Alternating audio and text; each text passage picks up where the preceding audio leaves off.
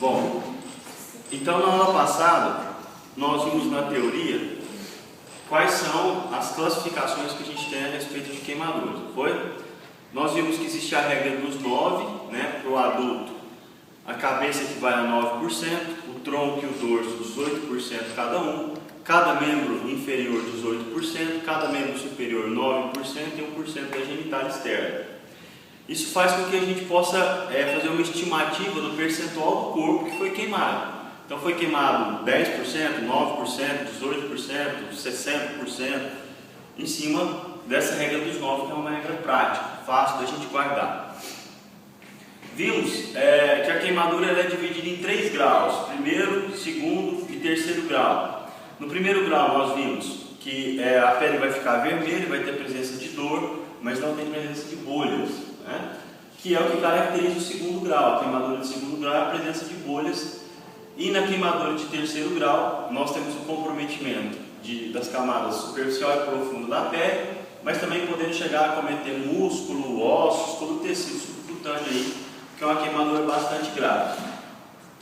Hoje nós vamos aprender como lidar com situações de queimaduras térmicas, porque existem vários tipos de queimadura: queimadura elétrica, queimadura térmica, queimadura química. Nós vamos passar alguns dos primeiros socorros para essas situações. A primeira coisa numa queimadura térmica, e aí acho que vale a pena a gente abordar esse assunto, até porque recentemente nossos pais passaram por uma tragédia num local em chamas, com um grande volume de pessoas que faleceu, todo mundo aqui sabe, né? A primeira coisa que um primeiro socorrista tem que fazer é ajudar ou ficar ciente de que como orientar as pessoas a sair de um local em chamas. A primeira coisa que a gente tem que ter noção é que na maioria das vezes a gente consegue escapar de um local em chamas, então tem que manter a calma. Não significa porque está pegando fogo que você vai morrer ali ou muita gente vai morrer ali. Na grande maioria das vezes as pessoas conseguem escapar dos locais de incêndio com uma certa tranquilidade. Tem 2 coisas para a gente se preocupar. A primeira coisa, obviamente, a temperatura, a chama. A segunda coisa tão perigosa, a segunda situação tão perigosa quanto a chama é a fumaça inalada. Nós vimos que na tragédia lá em Santa Maria, a principal causa de morte não foi a chama, né? Foi a inalação de fumaça. Então, como é que a gente vai proceder com relação a isso? Primeira coisa, obviamente, zele pelas condições de segurança. Só frequente locais onde tem portas de emergência. Antes de você ir curtir a festa, perceba onde que é a saída, como que você se dirige até lá no caso de algum problema, para facilitar o seu deslocamento.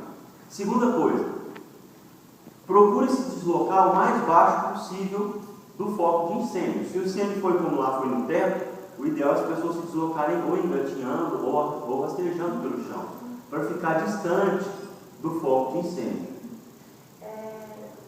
Teve um relato falando que 40 centímetros do chão tem uma quantidade menor de fumaça. É verdade, né? Depende do tipo de incêndio, depende do local, depende da capacidade de ventilação, mas igual aconteceu lá, o foco não está lá em cima. Quanto mais baixo você ficar, mais distante do foco você fica. Agora, obviamente, numa situação de emergência, você rastejar ou você engatear, você vai ser pisoteado e tudo mais. Mas, se todos agissem dessa forma, ninguém pisotearia ninguém, tudo bem? Então é importante que a gente, por isso que existem as brigadas de incêndio, por isso que existem as normas de segurança, ok? Segundo ponto, digamos que você chegue para socorrer uma vítima e ela esteja com o corpo em chamas, com a roupa pegando fogo. Muita gente pensa que a primeira coisa a fazer é rolar a pessoa no chão. Na verdade, rolar a pessoa no chão tem que ser a sua última opção. Por que tem que ser a sua última opção? Porque o chão é contaminado. Ela tem lesões de pele por causa da queimadura. Quanto mais ela rolar no chão, maior vai ser a contaminação dessas feridas. O ideal é a gente abafar o fogo com um cobertor ou uma toalha, alguma coisa de preferência úmida, para abafar o fogo no corpo dessa pessoa. Após esse abafamento, a gente tem que retirar as roupas dessa pessoa com todo cuidado. Qualquer tecido que estiver aderido à pele não se retira. Corta em torno e deixa aquele pedaço lá e resfria aquele tecido. Porque quando você retira, você está tirando uma camada de proteção, que é a pele, que vai sair junto com a pele. Tá? Se for possível, retire toda a roupa e resfrie esse corpo. Como é que a gente vai resfriar o corpo? Se for um local de uma queimadura, por exemplo, nas mãos, nos dedos, no braço, que equivale até 20% do corpo da pessoa, você pode submergir isso em água fria, não colocar gelo, nada disso, em água fria, por aproximadamente 5 minutos. Não adianta você ir lá, abrir a torneira, deixar a água cair e achar que aquilo lá resfriou. Qual que é a vantagem de você colocar esse membro, essa mão afetada, debaixo d'água ou submerso em água por 5 minutos? Na verdade, o que você vai estar fazendo, o que você fará, é diminuir a temperatura no local, porque quanto mais quente sua mão continuar, o braço continuar, maiores serão os efeitos da queimadura. Então você vai resfriar o local, submergindo em água fria por pelo menos 5 minutos. Se tiver condição de colocar debaixo do chuveiro, você vai conseguir esse resfriamento mais rapidamente. Tá? Havendo bolhas, em hipótese alguma, a gente vai furar essas bolhas. Tá? Por quê? Porque na verdade você vai estar deixando uma porta para infecção, para contaminação aberta. Então deixe essas bolhas como estão, cubra essas bolhas com um pano limpo, umedeça esse pano frequentemente para resfriar esse local afetado. Queimaduras de terceiro grau, a gente tem que tomar muito cuidado com a contaminação da ferida. Veja bem, tem um buraco no braço, na perna, onde estiver queimado. A lesão é muito severa, muito grande. Então a gente vai resfriar da mesma forma e vai cobrir essa ferida com um pano úmido e conduzir a vítima até a unidade hospitalar. O primeiro socorrista não trata a queimadura. O primeiro socorrista evita que a queimadura se agrave. Nós não temos habilitação e nem responsabilidade nenhuma sobre o tratamento de queimado. Tá? Alguns livros falam assim: administre analgésicos convencionais, paracetamol, para aliviar a dor. Eu não recomendo que você faça isso. Tá? Deixe isso para a unidade hospitalar. Ele vai chegar lá, a unidade hospitalar vai avaliar e vai administrar esse tipo de medicação para eles. A medicação tem que ser administrada ou prescrita por um médico sempre. Ok? Então, o que a gente faz na queimadura? Basicamente, resfria a área por aproximadamente 5 minutos e, se houver necessidade, conduz a pessoa até a unidade hospitalar. O mais importante em queimaduras é o que não fazer. É o mais importante. Esqueça aquelas receitinhas caseiras do tipo pasta de dente, borra de café, tem gente que passa margarina, tem gente que passa um monte de coisa.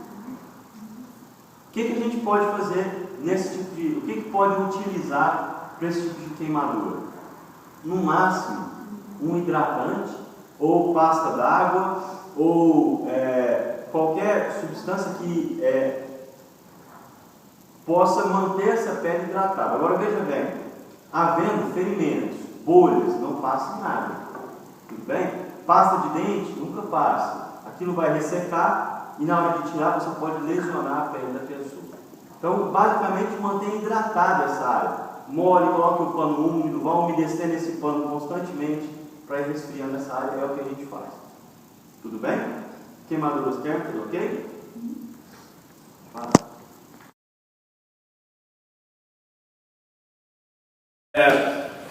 Outros dois tipos de queimaduras que nós temos, além das queimaduras térmicas, são as queimaduras elétrica e química. Antes de nós entrarmos nas queimaduras elétrica e química, é importante que a gente entenda o seguinte: sempre que se trata de uma queimadura de uma grande extensão do nosso corpo, inclusive queimadura térmica, pode ser que nós tenhamos que realizar manobras que nós já vimos de ressuscitação cardiopulmonar.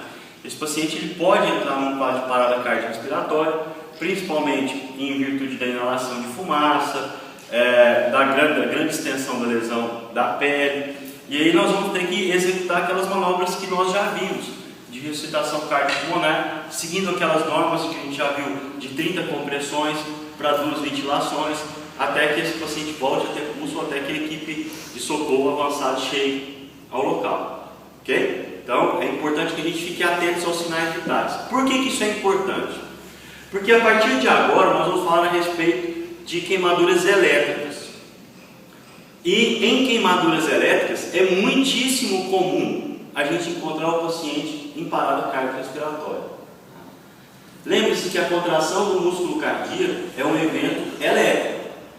Uma vez que você joga um impulso ou um estímulo elétrico extremamente grande para dentro do seu corpo, você vai estar atrapalhando toda a mecânica de contração da musculatura, inclusive do coração. Então pode ser que, em virtude desse choque, esse paciente entre numa parada cardiorrespiratória, e aí a nossa prioridade passa a ser a manobra de ressuscitação cardiopulmonar. Depois a gente pensa na queimadura.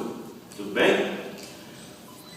Basicamente, pessoal, é importante que a gente saiba o seguinte: o mais difícil no atendimento a uma queimadura elétrica é o acesso à vítima. Por quê?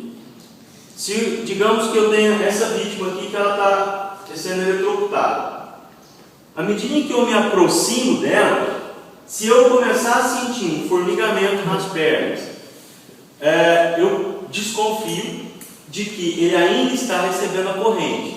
Se eu tocar nesse paciente, eu vou me tornar a segunda vítima. Então, a primeira coisa que a gente tem que fazer, sempre que possível, desligue o relógio da energia do lugar inteiro. Não adianta só ir lá querer tirar da tomada. O ideal é você desligar toda a energia da casa ou do local, ou contatar a equipe de emergência da concessionária de energia da cidade para desligar a energia daquele local, e rapidamente eles fazem isso. Por quê? Porque existe a possibilidade muito grande de você tocar no vítima que está recebendo, sendo eletrocutado, esse choque passar para você, essa corrente elétrica passar para você, e aí você se torna mais uma vítima.